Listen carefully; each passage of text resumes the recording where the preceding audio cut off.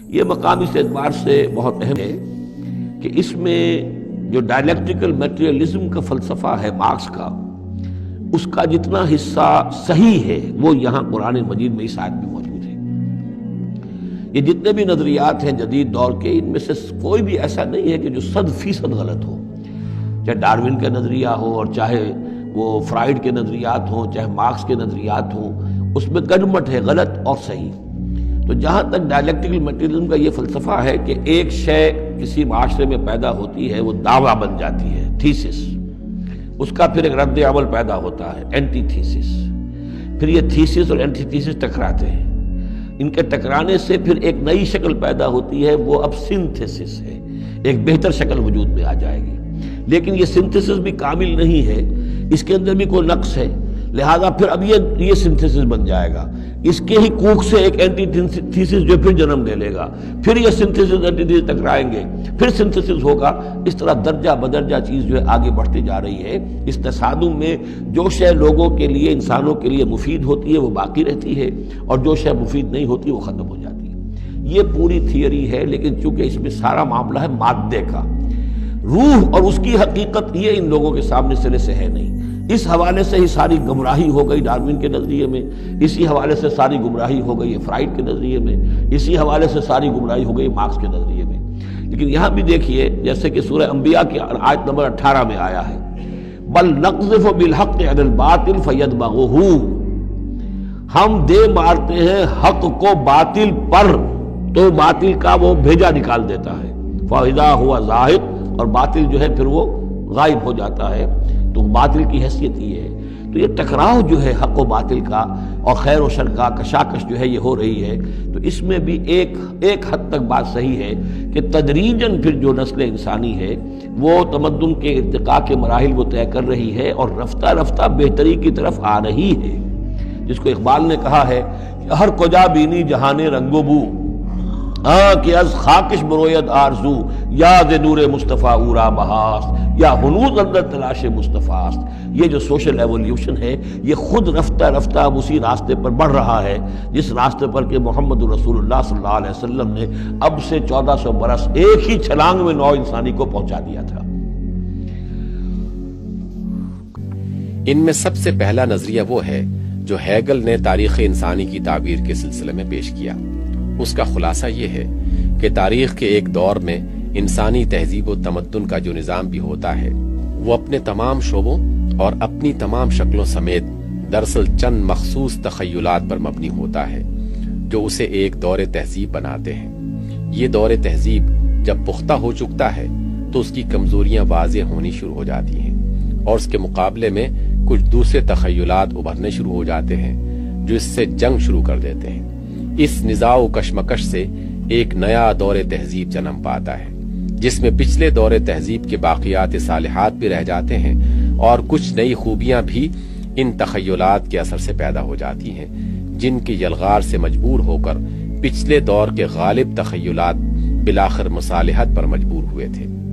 پھر یہ دور تہذیب بھی پختگی کو پہنچ کر اپنے ہی بطن سے اپنے چند مخالف تخیلات کو جنم دیتا ہے،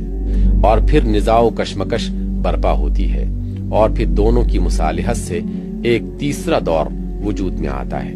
جو پچھلے دور کی خوبیاں اپنے اندر باقی رکھتا ہے اور ان کے ساتھ نئے تخیلات کی لائی ہوئی خوبیاں بھی جذب کر لیتا ہے۔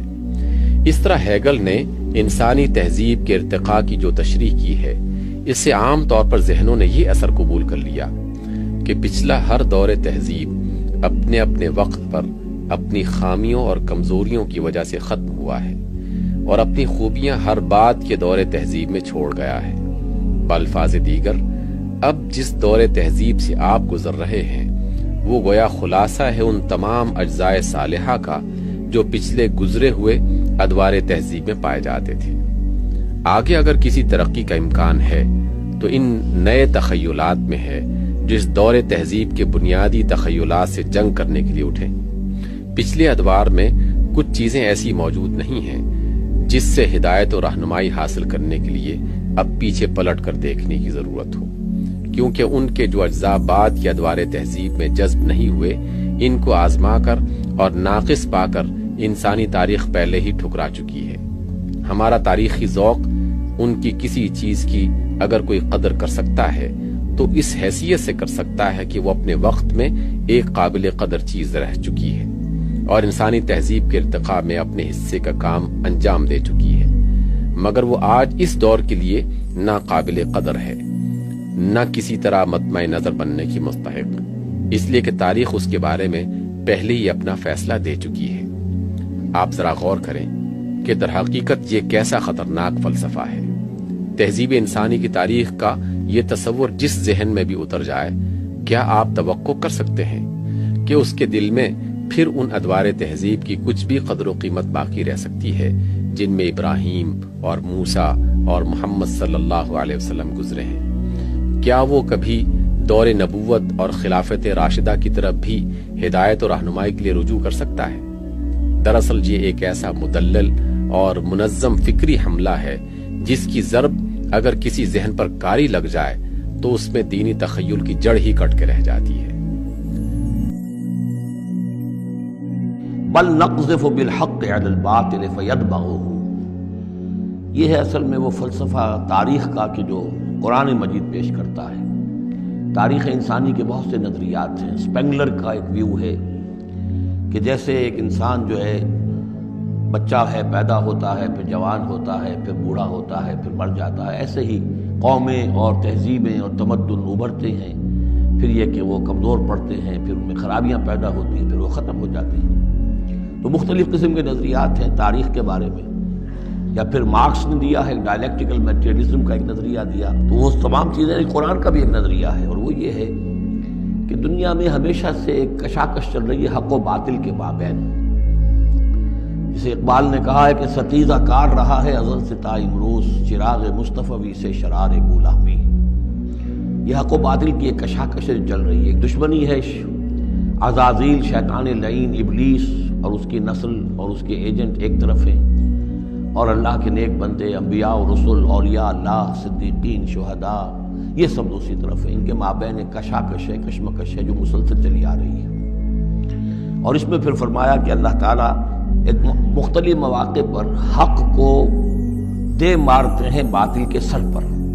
یعنی یہ تصادم جو ہے، ویسے تو حق و باطل کی کشاکش اور تصادم جاری رہتی ہے،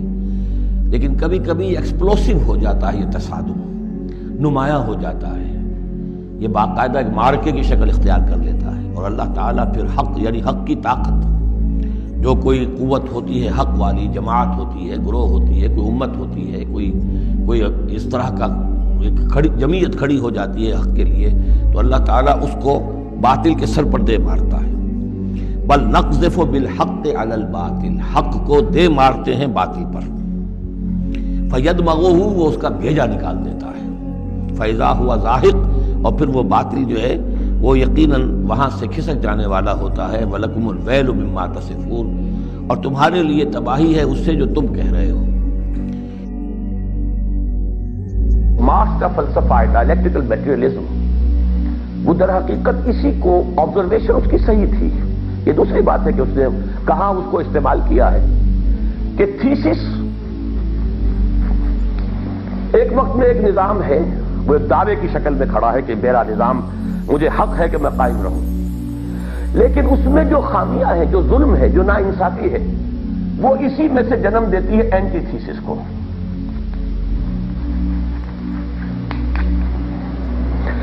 ان دونوں کے امتزاج سے ایک نیا نظام وجود میں آتا ہے، سنتھیسس۔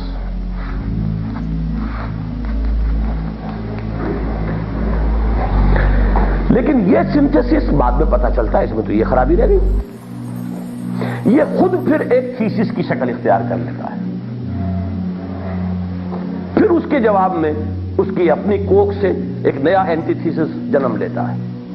پھر ایک سنتھیسس ہوتا ہے۔ اس طریقے سے یہ جو اس کا فلسفہ ہے، در حقیقت یہ تعبیر ہے، یہ جو ٹھوکریں اس وقت کھائی جا رہی ہیں۔ حضور صلی اللہ علیہ وسلم نے بڑی خوبصورت توجیہ کی تھی ایک اور صورت میں، ذرا اس کو صاف کریں، وہ لے لو، نہیں وہ لے لو، اس کا جو اصل، ارے بھائی اس کے اوپر رکھا ہے نا، چولہے کے اوپر نہیں، اچھا پھر یہ لو، میری بینائی کمزور ہو گئی ہے، کر لو، بس صرف یہی۔ حضور نے ایک دفعہ زمین پر تنکے سے، بلیک بورڈ تو نہیں تھا نا اس دور میں، زمین تھی، تنکا تھا، تو بڑی پیاری ایک تصویر بنائی تھی، ایک سیدھا خط کھینچا آپ نے، یہ تو ہے صراط مستقیم۔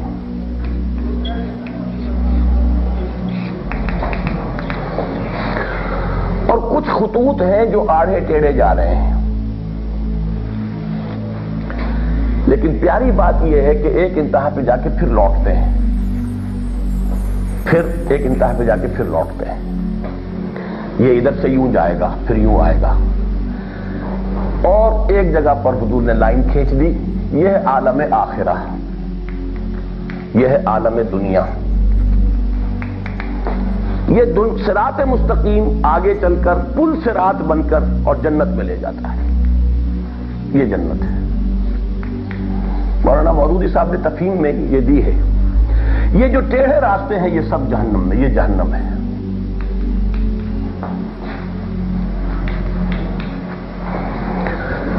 اور پل صراط کے بارے میں یہ تصور ہے نا کہ وہ جہنم کے اوپر ہی ہے، ایک ٹھوکر کھائے گا گرے گا نیچے۔ تو صراط مستقیم سیدھا ہوتا کیا ہے، انسان نے اپنی عقل کی روشنی میں اپنے لیے راستہ تلاش کرنا چاہا، جسٹ سوشل آرڈر تلاش کے لیے نکلا، وہ نکلے تیری تلاش میں قافلہ ہائے رنگ و بو، تو جائے گا تو ادھر، اس لیے کہ اس کی نیچر جو ہے، فطرت، وہ اسے صراط مستقیم کی طرف لے جانا چاہتی ہے۔ فطرت تو چونکہ حق ہے، اللہ کی بنائی ہوئی ہے، فطرت اللہ التی فطر الناس علیہا، تو اس میں حق کی طرف ہی رجحان ہے، لیکن وہ اس لائن پر پہنچ کر چونکہ وحی آسمانی کی رہنمائی اس نے اختیار نہیں کی ہے، تو شہزور اپنے زور میں گرتا ہے مثل برق، وہ اس میں تیزی کے ساتھ دوسری انتہا کو نکل جاتا ہے۔ دوسری انتہا کو پہنچ کے پھر اسے احساس ہوتا ہے ہم تو غلط آ گئے، فطرت کے اندر سے ریوولٹ ہوتی ہے کہ یہ تو اور غلط بات آ گئی، پھر واپس مڑتا ہے، لیکن پھر وہ صراط مستقیم کو کراس کر جائے گا، اس لیے کہ اسے پتا نہیں کہ کہاں میں سیدھے راستے پر آ گیا ہوں، وہ پھر اسی اپنے اس میں ریئیکشن کے اندر وہ پہنچ جائے گا دوسری انتہا کو۔ یہ ساری ایکسٹریمز کی یہ ٹھوکریں ہیں، افراط و تفریط کے دھکے ہیں جو نوع انسانی کھا رہی ہے۔ صراط مستقیم معلوم ہو سکتا تھا صرف وحی آسمانی سے،